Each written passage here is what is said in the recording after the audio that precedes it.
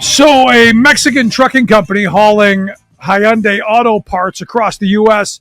Evidently is accused of firing union organizers, intimidating workers, and, of course, imposing a sham company kind of union to block independent union organizing.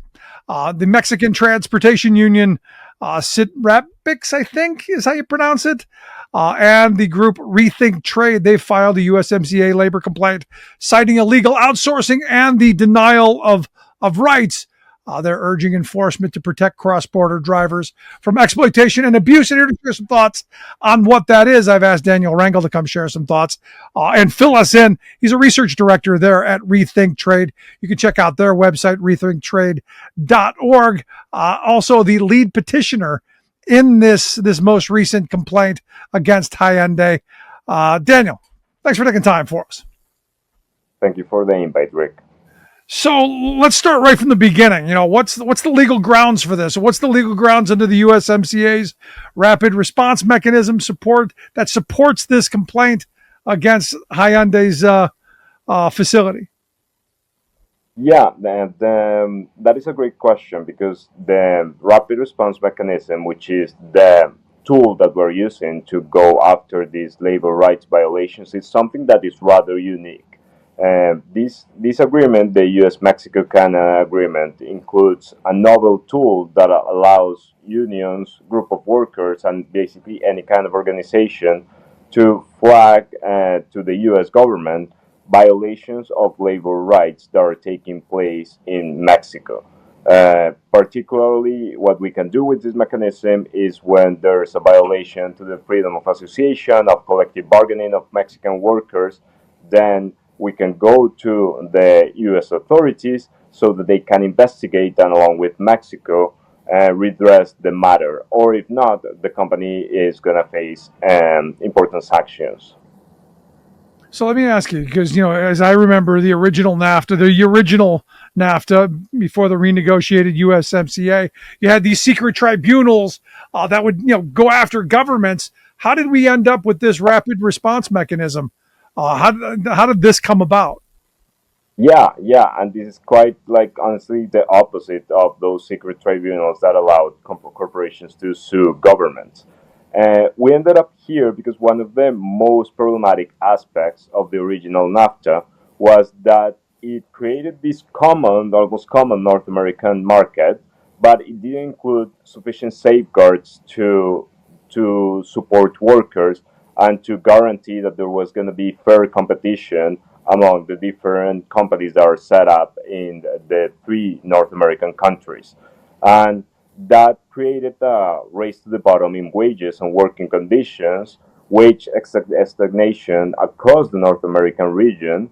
And when the NAFTA was renegotiated by President Trump during his first term, this was a key area of focus. And the idea was to create some kind of mechanism that could allow for workers to fight back and to narrow that wage gap that we currently see between Mexican and American wages. So certain changes were made to the core labor rules of the trade agreement, but also this specific enforcement mechanism was added.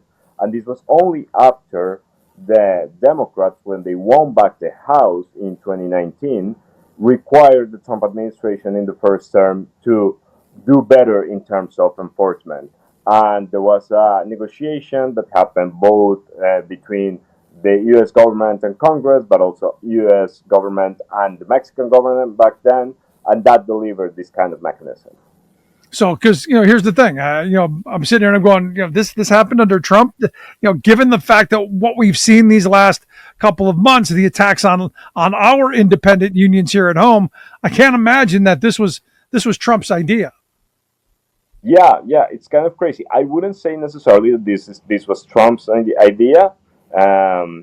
A lot of people find the origins of this mechanism in the Senate, in the U.S. Senate, and in the U.S. back then it was called the Brown and Wyden mechanism, because it came from staffers from those office who thought that this was going to be the thing that could actually help worker organizing in Mexico through the trade agreement. Okay, so now that sounds better. I mean, that's Sherrod Brown and Rod Weinstein. Yeah, I see that coming out of their camps. I struggle seeing it coming out of Donald Trump. But here's the thing, and this cross border trucking issue is something that I've spent a lot of time on over the years because I was against it from the beginning. I think you keep your trucks on our side, because you have this kind of crossover. I do think it harms truckers on our side of the border. But given the fact that what we're seeing, the use of shell companies and outsourcing and all this stuff, it's hindering even labor rights in Mexico, isn't it? 100% is hindering labor rights in Mexico. Basically, these corporations are taking advantage of the fact that there is an integrated market in which it's very easy to set up shop in different places and then avoid any kind of like really employer liability for the kind of things that workers will expect when you are doing an important, I would say, essential job like actually moving goods across the border. So let me ask you, you guys have filed this claim, Rethink Trade and this Mexican Transportation Union. What evidence have you guys gathered, to demonstrate like the damage, the denial of worker rights, the standing, I guess, what are we seeing? So the evidence is very damning and is very clear. Basically, back in 2021, this group of workers who work for this facility that is located in Tijuana, Baja California, start organizing their own union in response to what I was saying. Years of abuses and wage disparities compared to American drivers, lack of proper health care, a lot of issues, and they started organizing their independent union. And when the company got caught wind of what they wanted to do, the leaders of this movement were fired. That was in 2021. It was very clearly union activity motivated dismissal. And after that, the workers who remained working for that company were summoned to different one-on-one meetings in which they were threatened that if they were continued to be participating in these kind of union activities, then this would have some kind of reprisals, and they could face the same kind of destiny that the other workers had.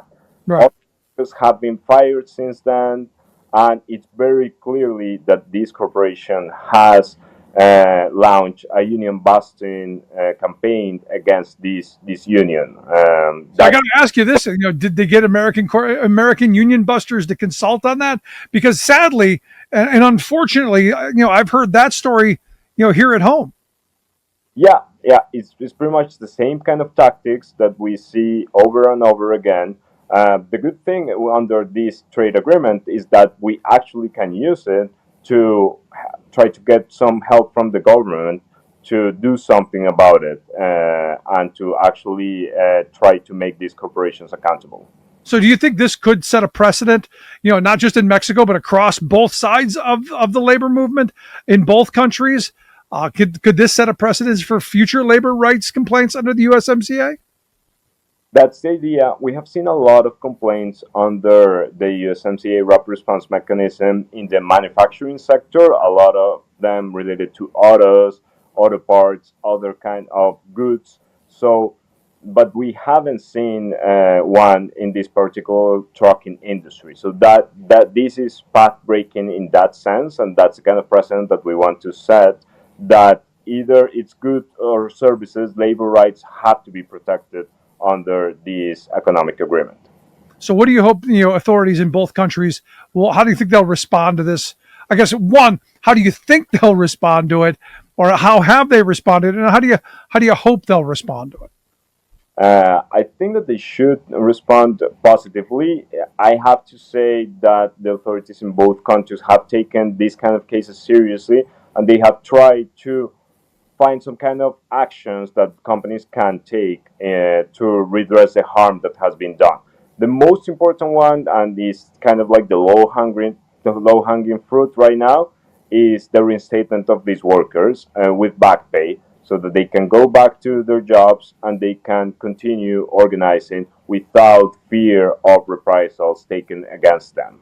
But of course, we also need for the company to be actually neutral and thus that and to permit the workers to organize independently and hopefully when they are strong enough to get a union contract at that facility.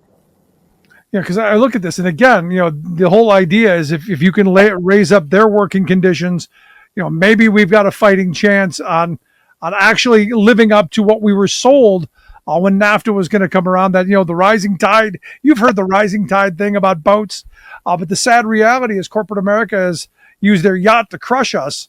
The hope is that this is a small tool to help move in that direction. No. That's exactly right. It's a small tool, so we have to find other kind of tools in toolbox because, as I said, this is a mechanism that allows you to investigate one facility, and we have thousands of facilities in Mexico that are using the trade agreement to exploit workers in a way because they have free market access. There is a common market in North America, but really the labor guarantees are still very weak. So the good news is that there's an upcoming review of the US-Mexico-Canada agreement that is supposed to start formally between the three countries in 2026. And that's an opportunity to make the deal even better in terms of labor enforcement. Well, let me ask you the other side of that, because as you were talking, my mind was going to the review that's coming. Is this one of those things where corporate America or global capital goes, you know what? Yeah, it was a nice thought, but we got to pull that out of there. Any chance that they lose this?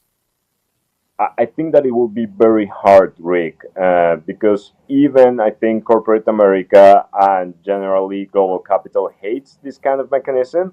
They have learned how to live with it, and there's people who actually profit from it. So the law firms that have been advising these companies, they have created some kind of like an industry out of defending them under the rapid response mechanism. So even you hear those kind of guys saying, we need to address certain failures, and they will complain about lack of transparency, but you are not hearing them saying, let's get rid of it. Well, that's actually very good news and gives some bit of hope, because ultimately what you're asking for is these workers to be able to do what I want workers in this country to do: organize for better wages, hours, conditions, be able to support their families, do a quality job, but also participate in the profits of that company, like I want to see workers here at home do. That's exactly right. And another fix that should be made into the agreement is that as it was drafted, as you said, like these kind of abuses, we're seeing them in the US as well. But we cannot use the rapid response mechanism in practice to actually flag them and try to get some kind of remediation when these abuses are affecting international trade, even in the US. So it will be ideal to have these actually work both ways. Well, yeah, I mean, that would be great. So what you're telling me then is this is. So let me get this straight, because I want to make sure that I'm not getting this wrong. You've got the dog, but the dog doesn't really have any teeth. So what are we hoping comes long term out of this then? So I think that the dog does have teeth. It's just that it hasn't bite. Okay.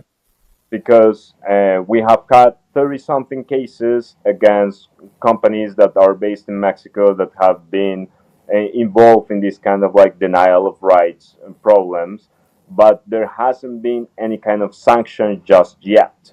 The good news is that in the majority of these cases, the governments have worked together to try to find some kind of remediation for workers, and workers have been reinstated. New collective bargaining agreements have been actually signed and approved by workers. So that has happened. But there are cases, without a doubt, where the union busting campaigns have continued and these corporations have not found any kind of sanctions. So that's a problem that we need to address. Okay, no, and that's something to push for in the next review. Last question I've got. Since the review is coming up, what are you guys at Rethink Trade pushing for? And maybe what should we be on the lookout for as this comes around the corner?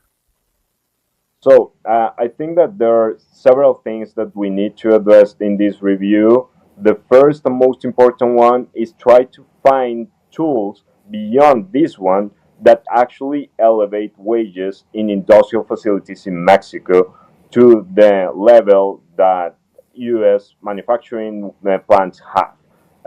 These facilities are very similar, but it's just that you're paying 10 times less to workers that are on one side of the border just because you can.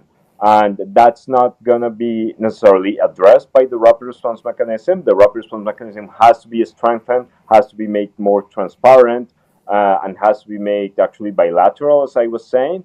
But we also need other tools to make sure that North America becomes this high road standard manufacturing area in which everyone has actually the right to have a living wage, good conditions, healthcare, and all that. And maybe we figure out a way to get this kind of mechanism in all of our bad free trade agreements. Maybe something as a bit of a leveler. But Daniel, I appreciate you taking some time sharing some thoughts as this continues. I'd love to have you come back and keep us up to date. We'll be happy to come back, Rick. Thanks so much, Daniel Rangel, research director there at Rethink Trade. Check out their website, rethinktrade.org. We'll get links out on social media, how you can take a look at that. I want to hear your thoughts. Surprised this came out of the Trump years, or not surprised that it came out of Sherrod Brown and Ron Wyden?